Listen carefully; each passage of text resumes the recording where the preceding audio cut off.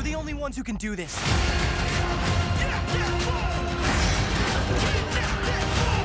I'm awesome.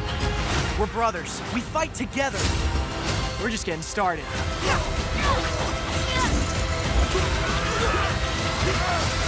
Yeah, she sounded like a leader. I do? Oh, I do! Oh, I sound like such a leader. And you ruined it.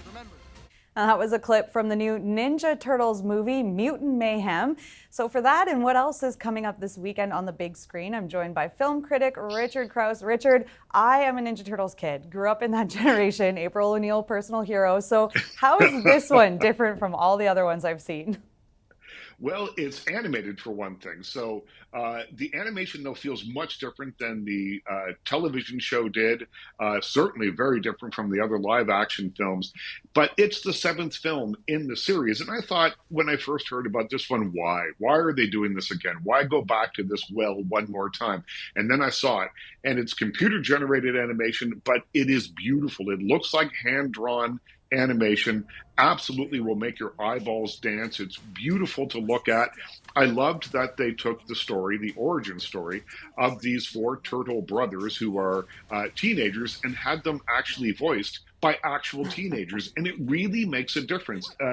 In the movie, they're trying to figure out their place in the world. They're trying to come of age at a confusing time in their lives, and to have these younger voices coming out of them made it feel a bit more authentic to me, as authentic as a Teenage Mutant Ninja Turtle movie is going to feel, but it's good stuff there. April O'Neil's character is fantastic, as is the villain played by Ice Cube. You've got Jackie Chan in here. It's good stuff. I gave it 3.5 out of 5 stars, and it's in theaters right now. I think you'll like it. I think I'm going to have to go. So let's switch gears over to Shortcoming. It's an anti-rom-com directed by Fresh Off the Boat's Randall Park. Now, this is based off of a graphic novel, is that right? Mm-hmm. And it's does something kind of remarkable. So it's the story of Ben, played by Justin H. Min, and he is just kind of a disagreeable guy. Everything that comes out of his mouth is negative. He hasn't gotten to where he wants to be in life. He's blames everyone else. He's just not particularly likable. When his girlfriend says, you know what, I'm going to go east to New York City to take an internship, he doesn't respond particularly well, according to her, and goes off and tries to have a few flings. It doesn't really work out very well for him. So he decides, oh, you know what? Maybe this girlfriend is the girl for me. I'll go to New York and we'll patch things up. And I won't tell you anything more about what happens in the story. It takes some twists and turns. But what I loved about this, what I think is so interesting about this movie, is it takes a character, Ben, who is unlikable at the very beginning of the film and does not make any effort to make him any more likable for the rest of the running time. He's still the same guy at the end. It's not this movie where he suddenly has an epiphany and everything's okay after that. This is a movie that's a real character study of a guy who's just not that great, kind of a toxic guy. And it's funny and it's smart. It's called Shortcomings. It's in theaters now, and I gave it 3.5 out of 5 stars. Okay. And next up is A Compassionate Spy. It's a new documentary directed by Steve James. So does this work as a good companion piece for people after they've seen Oppenheimer? Sure does.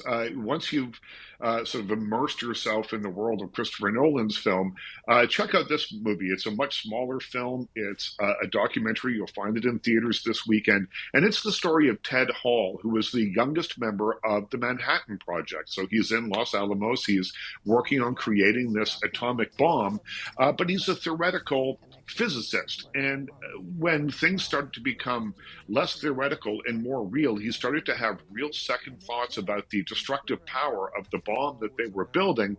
So he did something which was a huge step and has, formed the basis of this film. He started giving atomic secrets to the Soviet Union. And he says he did it not because he's a traitor, but because he understood the enormous power that they were about to unleash on the world, and he wanted the superpowers to be equal. He wanted the United States and the Soviet Union to have the same mutually assured destruction power, feeling that if they did, neither one of them would hit the button and unleash these bombs on humanity. He says he was not a traitor, that he was a compassionate spy, and it's a secret he kept for 50 years, including his wife. She knew all about it, and those people tell the story here. So you have a personal story about one of the most significant events of the 20th century. And it's quite a fascinating story called A Compassionate Spy. It's in theaters right now, and I gave it 3.5 out of 5 stars. Okay. And really quickly, Richard, for science fiction fans, there's a sequel to The Meg 2. Does it hold up to the original? It does not. It's called the Meg 2, The Trench. It's in theaters this weekend.